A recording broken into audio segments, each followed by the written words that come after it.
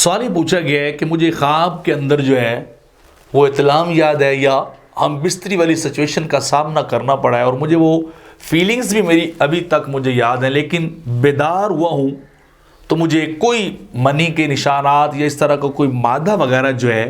وہ اپنے کپڑوں پر اور اپنے جسم پر یاد نہیں ہے، لیکن خواب مجھے اچھی طرح سے یاد ہے۔ پوچھنے والے نے پوچھا ہے تو کیا اس صورت میں مجھ پر غسل فرض ہوگا یا نہیں ہوگا؟ تو اس کا جواب یہ ہے کہ بیدار ہونے کے بعد جب سونے والا جاگتا ہے اور اس کے جسم پر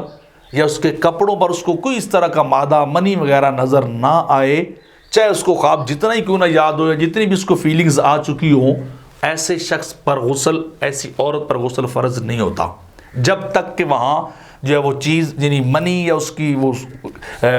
خشک ہو یا گیلی ہو یا جس طرح کا بھی کوئی سچویشن ہو، جب تک وہ فزیکلی وہاں ہارڈ شکل شیپ میں پائی نہیں جائے گی۔ تو صرف خواب کی بنیاد پر کہ جنسی خواب آیا، سیکسی خواب آیا تو غسل کا حکم کیا ہے، تو غسل نہیں ہوگا جب تک کہ آپ